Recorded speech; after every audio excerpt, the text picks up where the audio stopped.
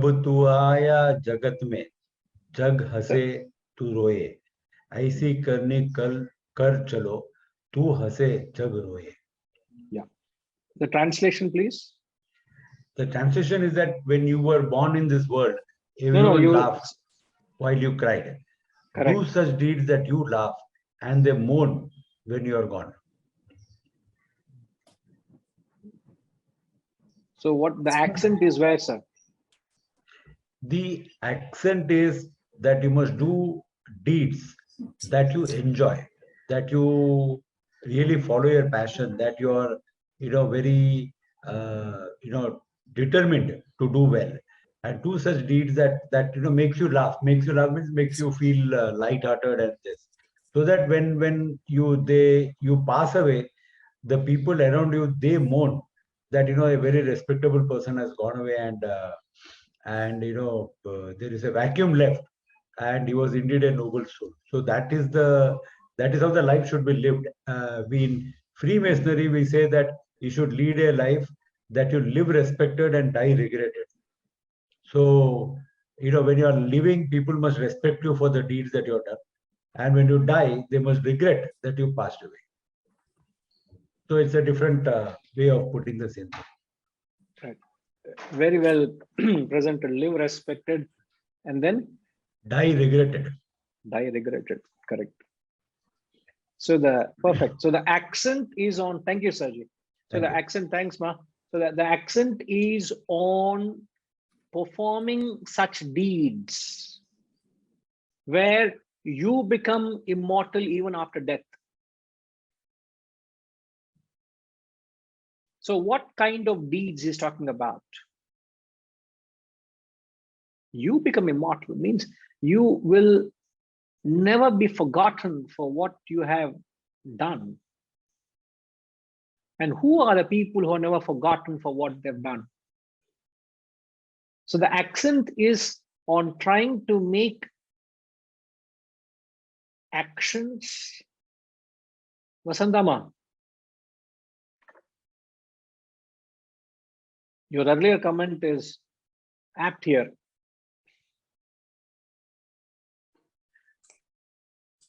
Hari Om Guruji. Yes. Hari Om, Ma.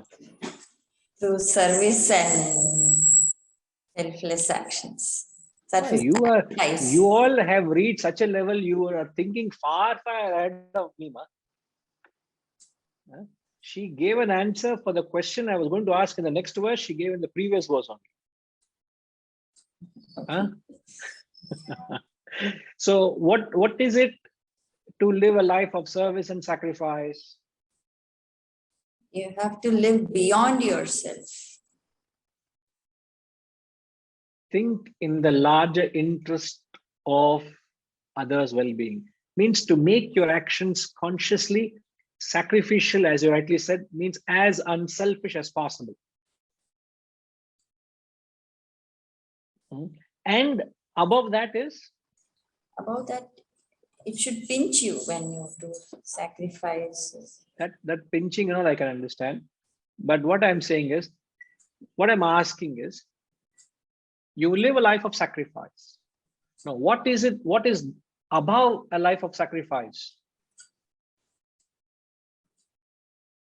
I'll give you a clue. Why are we spending time in analyzing, scrutinizing what these great men have said, whether be it the Gita or the Upanishads or the great works of other philosophers? They have long gone. We don't even know which era they existed, but their teachings have become immortal. They have become immortal in our minds. Yes. So my question is, what is it in them that has made them immortal? The first step is to live a life of sacrifice. So my question is, what is beyond sacrifice? What is beyond sacrifice?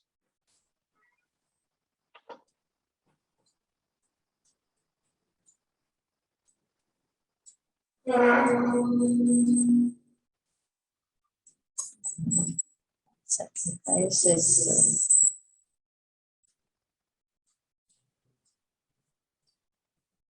you have to have a higher goal. That is what is sacrifice, no? Isn't it? Why, please wait. We'll listen to Setuji. He has something to say. Don't worry. Selfless actions. The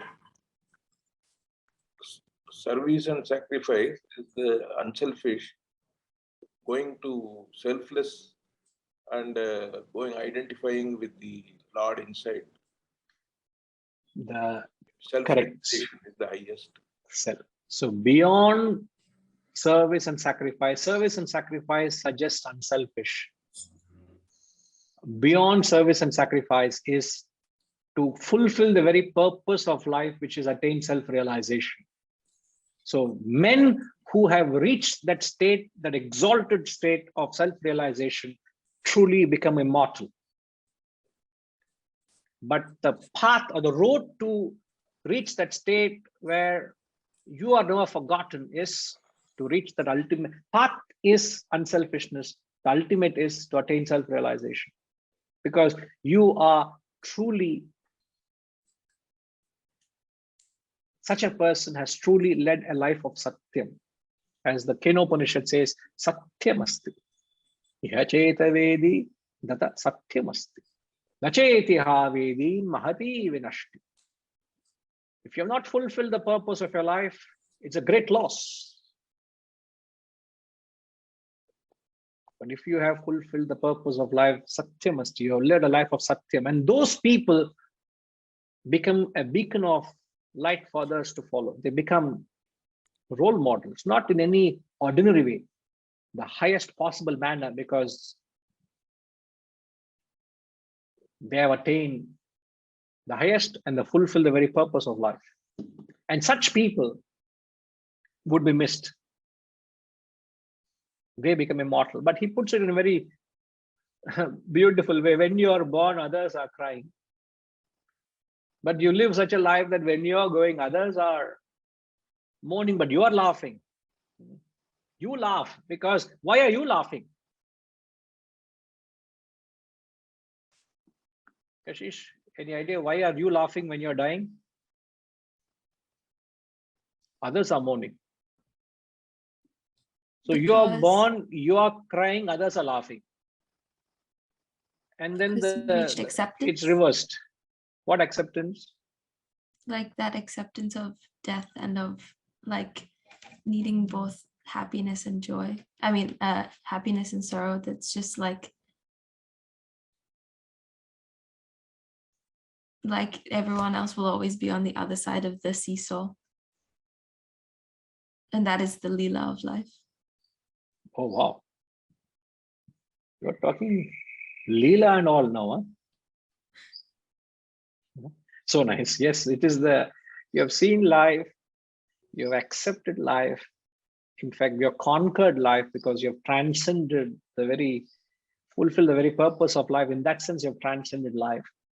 So you are truly liberated, no bondages. You only suffer, mourn, only when you are attached to something. When you are not attached, you are full of your freedom. You're exhibiting that freedom. So that laughter or that feeling of lightheartedness comes in because no attachment. You have done what has to be done. And others are attached to you, they are mourning. You are not attached to them, therefore you don't mourn. So that amplifies the simple quality of detachment. When you are born into this world, everyone laughed while you cried. Do such deeds that you laugh and they mourn when you're gone. So it arises from the simple fundamental principle that every one of us are born individually, independently. Even if you're born as a twin, you have an individuality of your own. So each one has their own vasanas. Each one of them have an independence and individuality. But sadly, the moment you start expressing yourself, we exhibit an attitude of attachment. We start developing an unnecessary bondage, an unnecessary binding to everything. And as the law of attachment teaches us, whenever you are separated from any object of attachment, there is bound to be a certain amount of grief or sorrow or suffering. This is an inevitable aspect of life. In case you have missed what I'm saying, I said from the time you're born independent. You ought to be independent.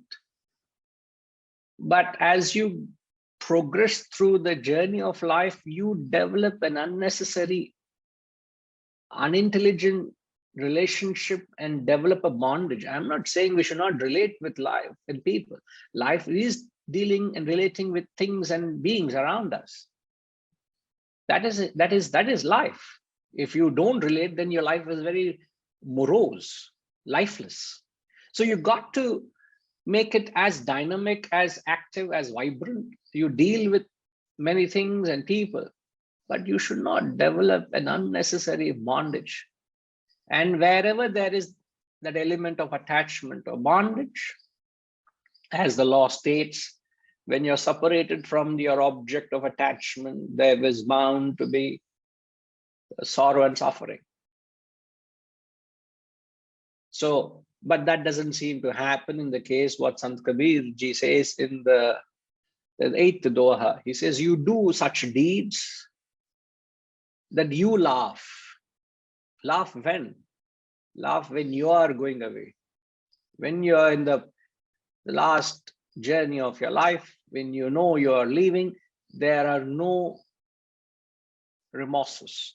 You don't have anything to lose because you have lived a life, you have lived a fulfilled life, because you have lived a life of satyam, as I've quoted the Kenopanishad, which says, Iha cheda vedi data satyamasti, nachediha vedin mahati vinashti, bhuteshu bhuteshu vichitya dhiraha, pretyasmad lokad amruta bhavanti. He says, if you have not served what the life's purpose is, if you're not fulfilled the life's purpose, he says the life is vinashti, mahati vinashti. You have experienced as a great loss. So one who fulfills the purpose of life, which is to attain liberation. So once you attain that state of liberation, there is no attachment. So you have nothing to lose. So you are free. He says, you laugh. And why do others mourn your loss? Because you have been like, as Wordsworth says, you have been like a cloud.